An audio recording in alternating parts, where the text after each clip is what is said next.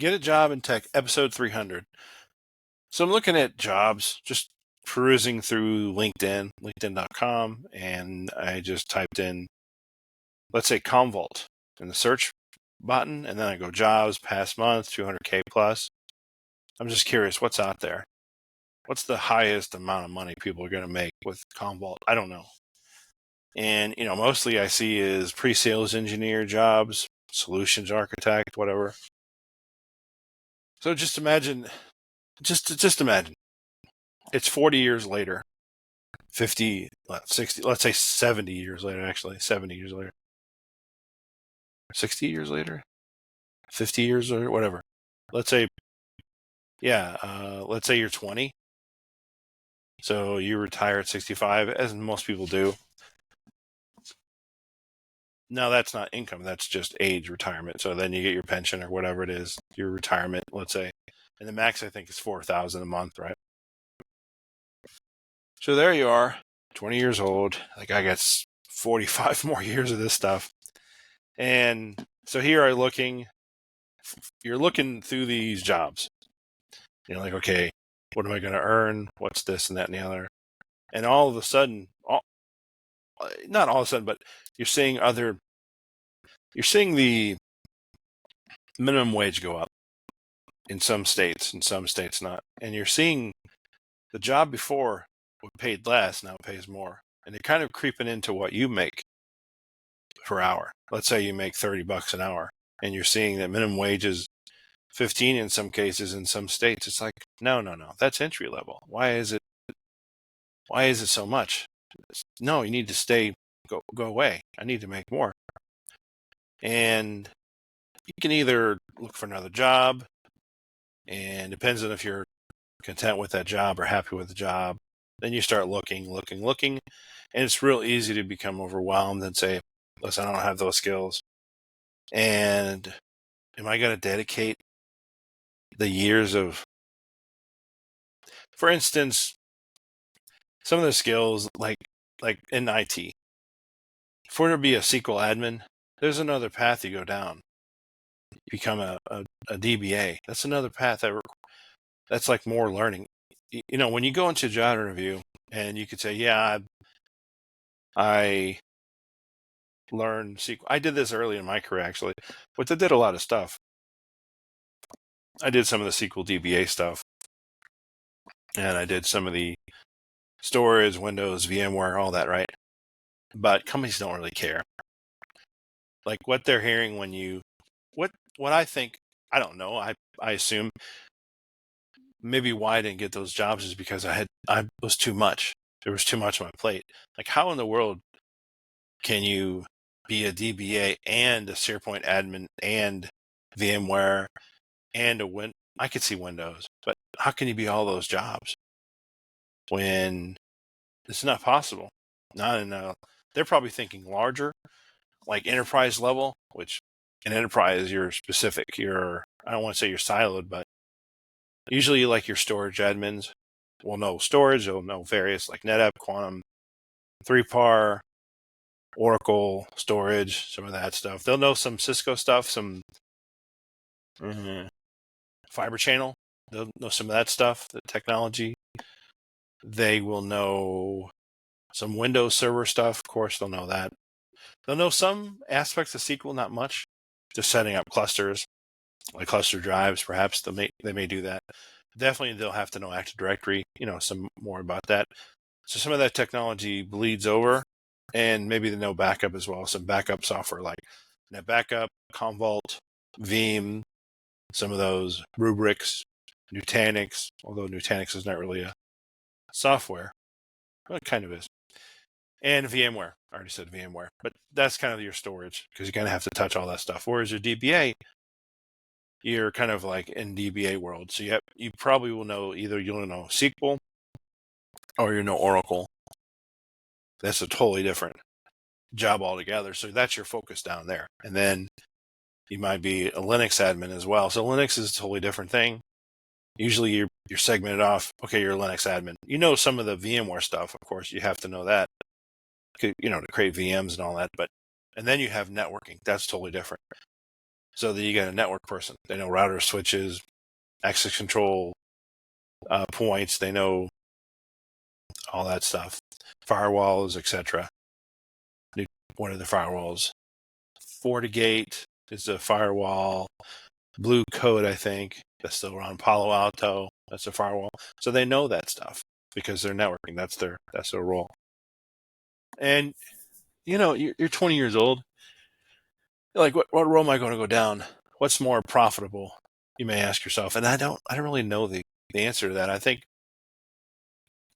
it'd be really hard just to like, okay, I'm going to spend all my time going down SQL admin, SQL DB, and then 5 years later, what happens? Maybe it's not as relevant. Maybe it's not as paying as much. Who knows?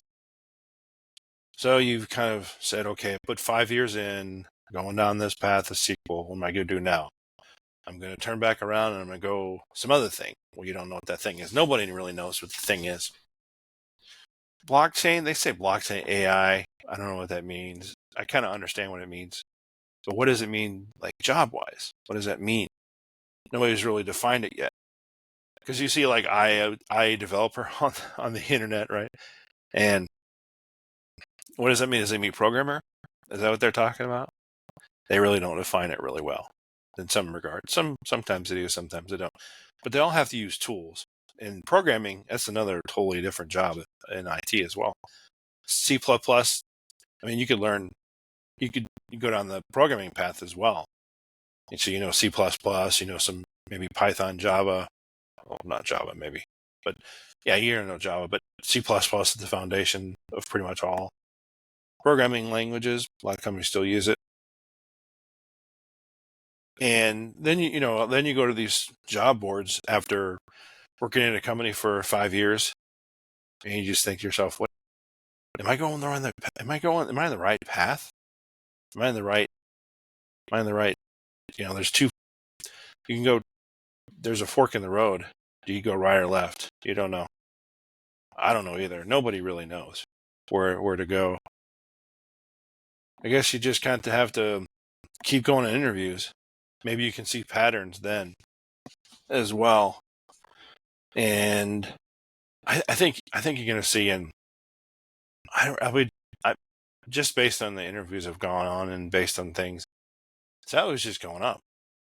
200K is doable, definitely, for like a sysadmin in the future. Maybe another 2 years, if the cost of living still stays as it is, they're gonna be hard pressed to find people to get paid that much, because companies they're gonna have to adapt.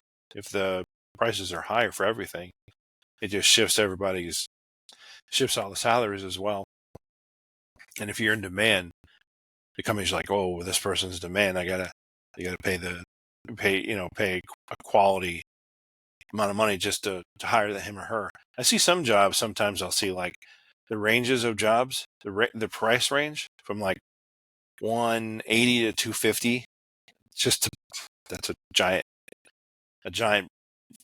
reach, or giant. It's a pretty large scale. It's a large window of jobs, like minimum and maximum is pretty large. And then I see, like, if I follow, what is it, mergers and acquisitions. So if you see like a company out there and they have, I forget what they call it, but it's where a company has a lot of money. I guess you could call it moat money, but I think it's capital. It might be capital. I forget what it is, but they have a lot of money saved or money that they haven't spent yet. I think it's called working capital. I forget what the term is. But if you see that, then you know that they have pretty deep pockets. They're not trying to, especially if they're a larger company. What am I saying? I'm saying when you look at a company and you see that they have lots of money in reserve, ready, cash ready. Apple is a good example of that. They have a lot of cash reserves for now.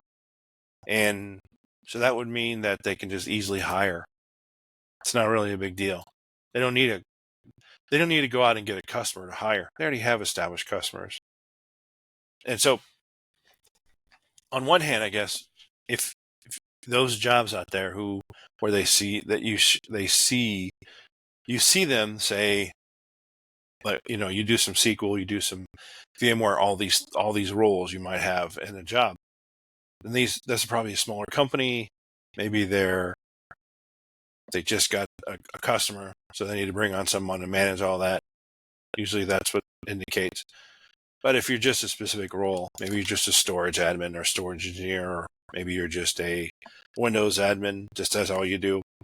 The likelihood is that companies has either they have a lot of cash reserves, or they have a lot of customers on hand just to offset that cost, because money's coming in, guaranteed money coming in every month. Okay, fine, we can afford to hire anybody, hire a lot of people. That's what you see probably when you see a lot of companies out there where they hire multiple positions. That's usually an indication of that one. So if you're out there looking for a job, a job, and don't just get discouraged, it's going to happen eventually. I mean, a lot of people just quit. A lot of people don't even search for jobs. They get the job and they quit. Okay, I'm good. And then 10 years later, 5 years later, they're like, what happened? What happened? I don't have the skills I need. What happened? And then they have to go back and look for a job again. Oh, this is going to be frustrating. And then what they do is they put all those things in the resume that they've done, and then they send it out to the hiring person, and they say, wait a minute, you've done all these things, SQL, VB, or SharePoint, VMware, Linux admin, you've done all these skills? I don't think that's manageable. Not for the role we're hiring for, because maybe they're hiring just for a VMware admin or a storage engineer. How can you be all those things when we just need you for one thing? So I guess sometimes it says to the company, you're good at all these, you're okay at all these things, but we want somebody who's great at one thing. Yeah, I think that's what it's about. All right, thanks a lot. We'll see you next one.